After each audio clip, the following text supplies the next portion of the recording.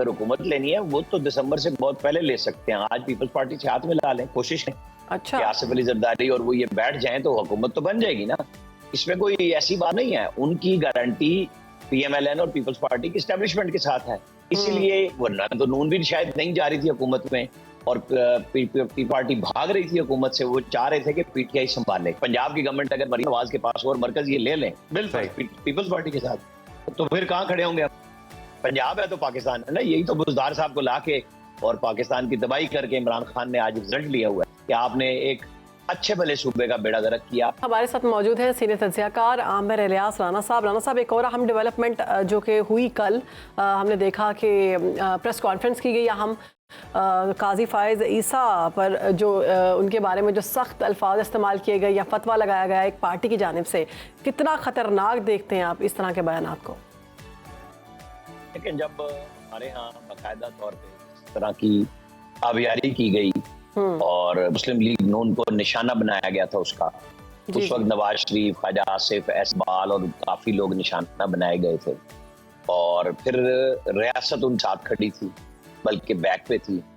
तो आज हम उसका नतीजा देख रहे हैं कि जिसका दिल करता है उस तरह करता है। तो ये रियासत ने ही अब दोबारा फैसला किया है इस किस्म के मामलात में बर्दाश्त नहीं करनी। बहुत अच्छी बात है, सबको इत्तेदाल में आना चाहिए। कानून सबके लिए एक जैसा होना चाहिए, चाहे वो मैं, आप, काजी फायज़ ईसा हों, वो फौज के लोग हों, वो सिविल ब्यूरोक्रेसी के लोग हों, सियासतदान हों, सब पे कानून को एक जैसा नाफिज होना चाहिए। मजहबी लीडर्स का काम ज्यादा लोगों को मसाइल से बताना है और अगर कोई इशू है तो कानून इसीलिए बना हुआ है कि उसके मुताबिक सजाएं दी। लेकिन सवात वो कुछ हुआ, वहां पे भी अदम बर्दाश्त ने ये सब कुछ किया कि लोगों ने इंसान जिंदा जला दिया और वो सब लोग जमानत पे चले गए। अब बताएं हम बतौर माशरा दुनिया में किस काबिल के लोग हमारे बारे में बात करें कि किस किस्म के लोग हैं ये। तो बहुत अच्छी बात होगी कि सब लोग अपने अपने एतदाल में आए। अगर कोई शिकायत है जाके पुलिस वाले करें, मुजाहिरा करें, ये उनका राइट है। लेकिन राना साहब, आपने जो अदम बर्दाश्त का रवैया है, जो लॉ एंड ऑर्डर की सिचुएशन है, उसको बिल्कुल ख़राब करने की सिचुएशन जो है वो उसका मौका नहीं दिया जाएगा। अच्छा राना साहब, ये बताइएगा कि हुकूमत परेशान दिखाई देती है, एक साथ इतने महाज हुकूमत के खिलाफ नज़र आ रहे हैं, या कह लें कि बहुत सारे चैलेंजेस का हुकूमत वक्त को सामना करना पड़ रहा है? नहीं, हुकूमत तो फिर होती इसीलिए है कि चैलेंजेस का सामना करे, वरना घर बैठ जाए जाके। और साइल भी हुकूमतों को ही पैदा करदा होते हैं ना, कोई ये तो नहीं है।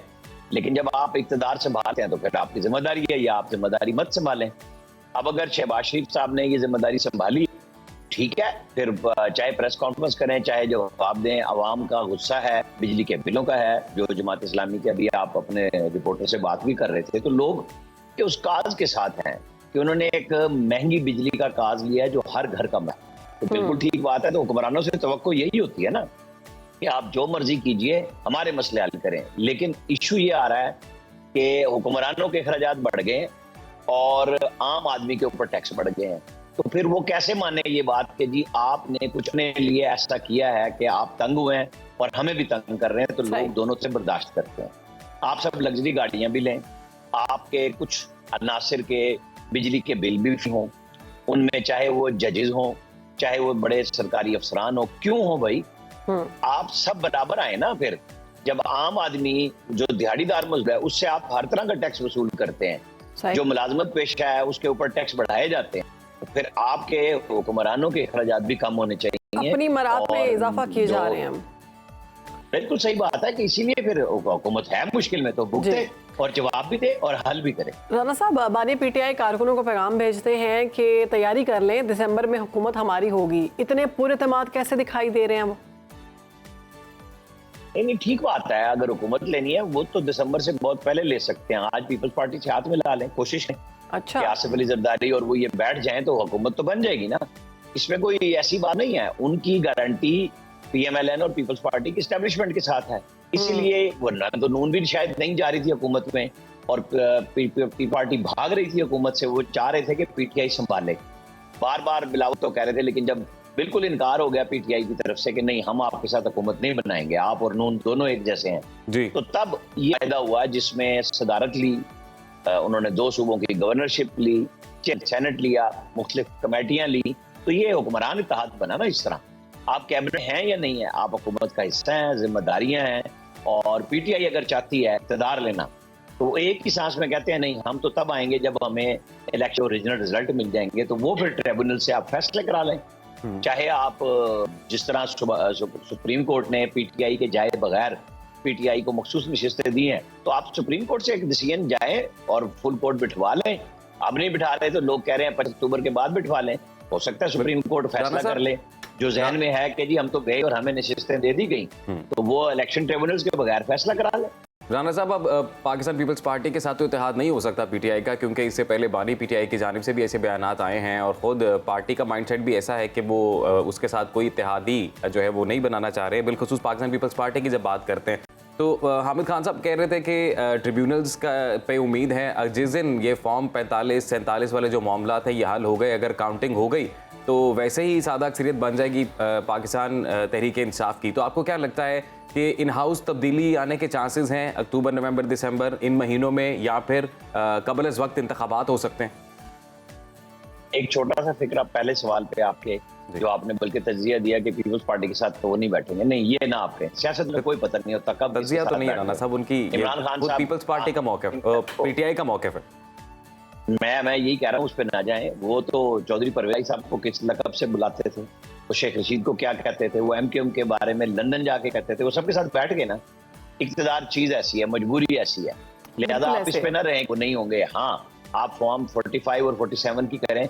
मलिक अहमद खान ने एक प्रेस कॉन्फ्रेंस की थी, मैं सिर्फ हामिद खान साहब से कहूंगा कि उसका जवाब दे दें, सारे सवालों का जवाब मिल जाएगा। उन्होंने कहा मखसूस नशिस्तें भी मिली आपको, ओके डन। उसके बाद आपने टोटल पंजाब असम्बली में 25 लोगों के खिलाफ इंतखाबी हल्कों की उज़रदारियां जमा कराई हैं, वो सारे ही आपके हक में आ जाएं। तो पंजाब गवर्नमेंट की अक्सरियत तो नहीं खत्म हो रही, तो आप इससे अंदाजा कर लें कि वो किस किस्म की बुनियाद पर ये सारे दावे हो रहे हैं कि पंजाब की गवर्नमेंट अगर मरीम नवाज के पास और मरकज ये ले लें बिल्कुल पीपल्स पार्टी के साथ, तो फिर कहाँ खड़े होंगे? पंजाब है तो पाकिस्तान है ना। यही तो बुज़दार साहब को लाके और पाकिस्तान की तबाही करके इमरान खान ने आज रिजल्ट लिया हुआ है कि आपने एक अच्छे भले सूबे का बेड़ा गर्क किया, और अब आपके ऊपर हर तरफ से अपनी पार्टी के अंदर से भी होती है कि वो एक गलत फैसला था। तो सोच लें कि अब आपने आइंदा क्या करना है, तैयारी करें, लोगों को बताएं टीम क्या होगी मेरी। राना साहब, क्या आपको लगता है कि इदारों से मुतालिक पीटीआई के लहजे में जो तब्दीली हम देख रहे हैं, अब मामलात बेहतर हो रहे हैं उनके आपस में? देखें, दुआ ये करनी चाहिए कि अल्लाह करे कि सबके अंदर बेहतरी आए, सब एक एक कदम पीछे जी। लेकिन मेरी जो इन्फॉर्मेशन है ऐसी कोई बात नहीं। अच्छा, इसको रबिश भी कह रहे हैं, इसको कह रहे हैं कि अंगूर खट्टे हैं, और जब कोई रास्ता नहीं बना और साइफर का केस बिल्कुल अपने मंतकी अंजाम की तरफ है, आज 190 मिलियन वाला केस आज लगा हुआ है, और दो बड़े अहम गवाह हैं जिसके लिए जज ने आखिरी मौका दिया कि जो इन्वेस्टर है इस केस के, आज उनकी गवाही भी होनी है और उनके ऊपर जरा भी होनी है।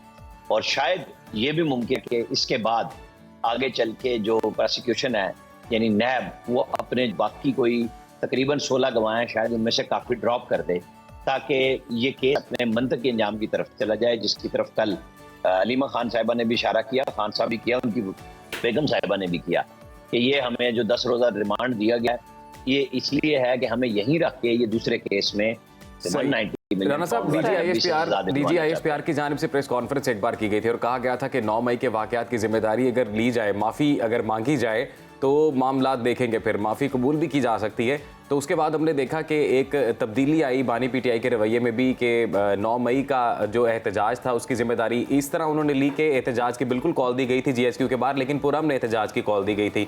और फिर मुख्तलिफ हलकों के बारे में इस तरह के बयानात आ रहे हैं कि एक दोस्ती का हाथ कह लें कि वो बढ़ाया जा रहा है, दूसरी जानिब से हुकूमत भी परेशान दिखाई दे रही। तो आपको लगता है मामला हो सकते हैं पीटीआई के हक में?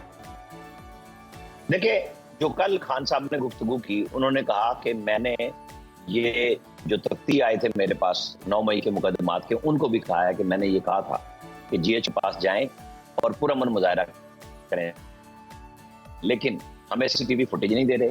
ये खुद रियासत के लोग थे जिन्होंने आग लगी, अपने इदारे तबाह किए, और उन्हीं होना चाहिए वो बात भी खड़ा के 2 दिन के बाद उन्होंने कोई रास्ता नहीं दिया कि आप कैसे जा सकते हैं और कैसे नहीं जा सकते। वो वहीं खड़े हुए हैं, मुश्किल में हैं, वो मिक्स सिग्नल देते हैं, उनको कोई रिस्पांस मेरे साथ में नहीं आया। ठीक है जी, बहुत शुक्रिया आपका राना साहब, हमारे साथ मौजूद लिहाज राना साहब, और वो बता रहे थे, सारी सूरत हाल के हवाले से अपना तज्जिया पेश कर रहे थे।